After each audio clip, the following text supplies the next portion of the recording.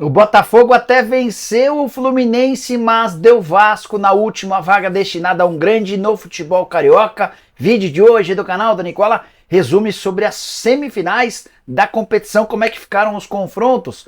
Bora te atualizar também com informações do Corinthians. Timão eliminado no Campeonato Paulista vai ter que calendário daqui pra frente. Bora te atualizar também sobre o Campeonato Baiano, semifinais definidas com presença do Vitória e também do Bahia. E o Paulistão? Como é que fica depois da vitória do Red Bull Bragantino contra o Santos e das demais classificações? Preciso te atualizar ainda sobre a estreia com direito a gol de chaleira de Leandro Damião, demissão no Atlético Paranaense, as últimas do mercado, bastidores, finanças e muito mais. Antes de passar tudo isso, deixa eu só me apresentar. Me chamo Jorge Nicola, sou jornalista esportivo e a missão por aqui é deixar você por dentro de tudo que está rolando com o seu clube do coração para não perder nada. Aperta o botão vermelho de inscreva-se, ative as notificações e bora ficar bem informado sobre tudo que rolou nesse final de semana esportivo. Quero começar com aquele tradicional giro de notícias e a primeira informação vem da Itália. O Bolonha, do técnico brasileiro Thiago Motta, chegou à sua sexta vitória consecutiva no Calcio. O campeonato italiano, 51 pontos conquistados, quarta colocação na classificação geral, chance real de o Bolonha disputar a Champions da próxima temporada. O Calcio tem a Inter de Milão em primeiro, 69 pontos, a Juventus em segundo, 57 e o Milan em terceiro com 56. Já o Girona, que foi durante muito tempo a sensação do Campeonato Espanhol, perdeu mais uma. Derrota por 1-0 por Mallorca, uma vitória nos últimos 5 jogos. O time segue em segundo, mas agora com apenas 1 ponto de vantagem para o Barcelona e 4 em relação ao Atlético de Madrid. Bora falar agora sobre o Porto, que despachou de forma severa o Benfica. Clássico no Campeonato Português, Porto fez 5-0 diante do seu grande rival.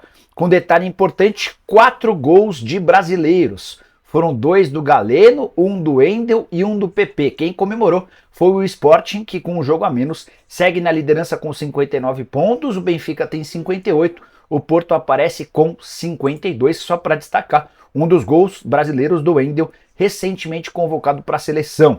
O Dani Namasso definiu o placar de 5-0 a favor do Porto.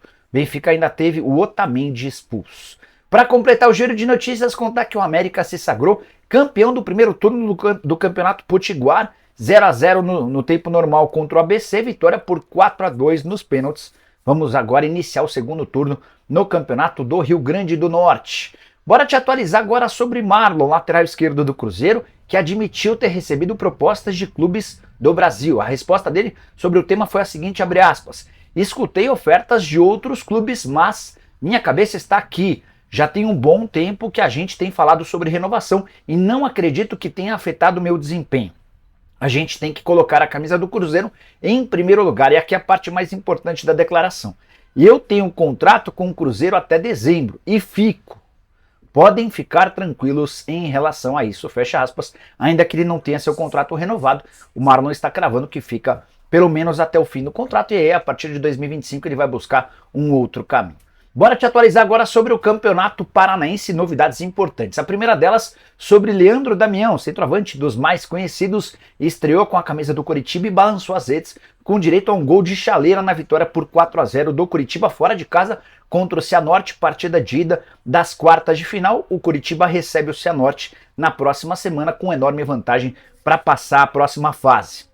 Robson 2 vezes e Matheus Friso completaram a vitória tranquila do Coxa. Se o Coritiba, vice-líder na fase de grupos, está tranquilo, não dá para dizer o mesmo do Atlético Paranaense, o seu rival, que havia feito a melhor campanha na fase de grupos. É que na estreia do mata-mata o time perdeu por 1-0 pro Londrina fora de casa. O jogo aconteceu nesse sábado, primeira derrota de Juan Carlos Osório como técnico do Furacão, a consequência, demissão. O Atlético Paranaense anunciou nesse domingo a queda do técnico colombiano, que também já havia passado pelo São Paulo em outros tempos. O Atlético Paranaense não perdia uma partida de Campeonato Paranaense há 2 temporadas. E agora Wesley Carvalho fica como técnico interino até que o Furacão encontre um outro treinador. O trabalho do Osório muito curto, de 10 partidas, 6 vitórias, 3 empates e 1 derrota. É óbvio que não foi só essa derrota que culminou na demissão. Problemas de relacionamento com torcida, com dirigentes e especialmente com os jogadores acabaram por determinar a queda de Juan Carlos Osório. Bora falar agora sobre o Campeonato Baiano e o Vitória, depois de 6 anos, está de volta a uma semifinal da competição. Nesse domingo, Vitória por 2-0 do Vitória contra o Itabuna, gols de Patrick Calmon e Alejandro. Com o resultado, o Vitória foi a 19 pontos, a mesma pontuação do Bahia, que com time reserva venceu o Jacuipense por 2-0. Classificação final dessa fase de grupos do Campeonato Baiano teve Bahia e Vitória com 19, o Barcelona com 16 e o Jequié com 14. Dessa maneira, as semifinais terão Bahia e Jequié, Vitória e Barcelona. Só um detalhe curioso, o Jequié na fase de grupos venceu o Bahia por 1-0 e o Barcelona na fase de grupos venceu o Vitória por 2-1. Será que os pequenos serão capazes de bater os grandes também nas semifinais? Não acredito. Estou imaginando um Bavi na decisão do campeonato estadual e você já deixa seu palpite aqui de baixo, beleza? Bora falar agora sobre o Botafogo, que venceu mais uma. Havia feito 6-0 no Aurora na quarta-feira, garantindo passagem para a próxima fase da pré-Libertadores. Nesse domingo, 4-2 contra o Fluminense. Olha que o Botafogo entrou com uma formação bem próxima da reserva. O grande destaque da partida foi Marlon Freitas, um dos principais alvos do torcedor e que perdeu recentemente um familiar. Ele marcou um lindo gol no começo da partida e ainda fez mais um em cobrança de pênalti. Os outros dois gols do Botafogo de Raí e de Emerson Urso. O Fluminense descontou com Lelê e John Kennedy. O André ainda foi expulso no finalzinho da partida. A expulsão resultou inclusive num pênalti.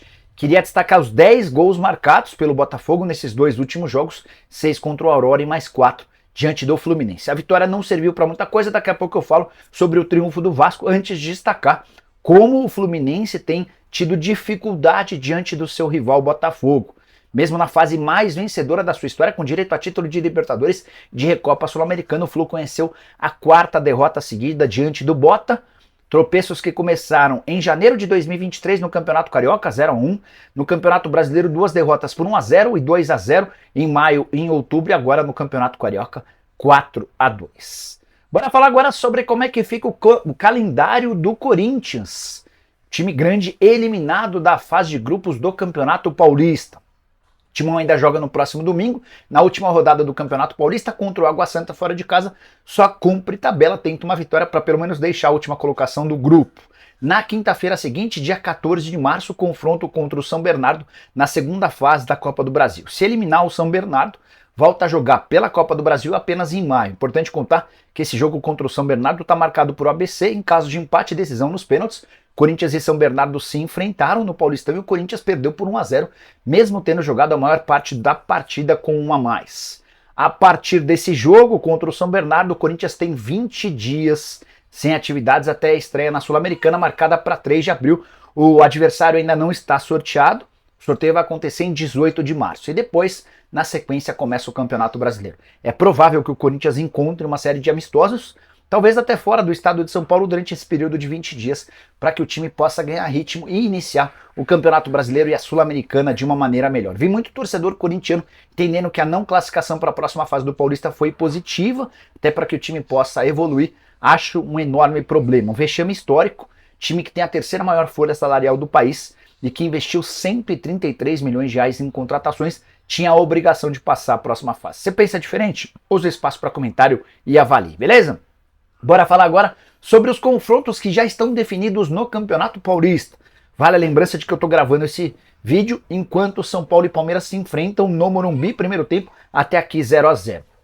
Mas isso vai mudar muito pouco. O que eu tenho para contar para vocês, o que já dá para cravar é que Santos e Portuguesa farão uma das quartas de final, Santos com 22 pontos, a Portuguesa com 10. O confronto pode acontecer na Neoquímica Arena ou no Morumbi, isso vai ser decidido nos próximos dias. Outro jogo já definido, Bragantino e Inter de Limeira. Red Bull Bragantino que venceu o Santos por 1-0, gol do Sacha, jogo em Bragança, que terminou agora há pouco. 21 pontos conquistados contra 17 da Inter. A Inter já não consegue mais passar o Red Bull Bragantino, então dá para dizer que Bragantino e Inter vão se enfrentar em Bragança Paulista. Vale a lembrança de que nas quartas de final, jogo único, se houver empate e decisão nos pênaltis, a vantagem do time de melhor campanha é atuar como mandante. No grupo B, que é o grupo do Palmeiras, o Palmeiras é líder, isso não vai mudar, 24 pontos conquistados, o adversário alviverde no confronto na casa do Palmeiras será decidido somente na última rodada. A Ponte tem 17 pontos e o Água Santa tem 14. Além dos 3 pontos de vantagem, a Ponte ainda tem o saldo de gols a seu favor, 5 gols pró contra -3 do Água Santa. Haveria necessidade de uma enorme reviravolta para que o Água Santa passasse. O Água Santa vai precisar vencer o Corinthians e torcer para a Ponte perder para o Santo André. Além desses dois resultados, a combinação de 8 gols precisa ser retirada. Tudo se encaminha para que Palmeiras e Ponte se enfrentem, possivelmente no Allianz Parque, se o Allianz já estiver com o gramado liberado. O último grupo, esse bem embolado, o Novo Horizontino, enquanto o São Paulo joga, tem 19 pontos. O São Paulo, antes da partida contra o Palmeiras, tinha 18, o São Bernardo também 18. Isso porque o Novo Horizontino empatou com a Ponte em Campinas, enquanto o São Bernardo venceu seu jogo contra o Água Santa por 2-0. Ou seja, vamos decidir esse grupo na última rodada, com o São Bernardo, Novo Horizontino e São Paulo com chances reais de classificação. São Paulo vai a Itu precisando vencer para garantir a classificação. Independentemente desse resultado aqui, vai haver necessidade de o tricolor garantir 3 pontos na última rodada. Só para completar o vídeo, queria contar sobre as semifinais do Campeonato Carioca. O Vasco acabou por eliminar o Botafogo ao vencer por 4-0 a Portuguesa, com o São Januário lotado. Paê, Adson, Verrete e David marcaram os gols do triunfo vascaíno, que terminou em terceiro lugar na classificação geral da Taça Guanabara. Só para completar, ou só para registrar, a primeira colocação geral ficou com o Flamengo, a segunda colocação com o Nova Iguaçu, que venceu Volta Redonda por 2-1 fora de casa, o terceiro lugar com o Vasco, o quarto com o Fluminense, que entrou com um time misto e perdeu para o Botafogo, acabou sendo ultrapassado pelo Nova Iguaçu e pelo Vasco. Como vocês sabem, o primeiro enfrenta o quarto, ou seja, teremos Fla-Flu na semifinal do Campeonato Carioca. Já Nova Iguaçu e Vasco farão outro jogo.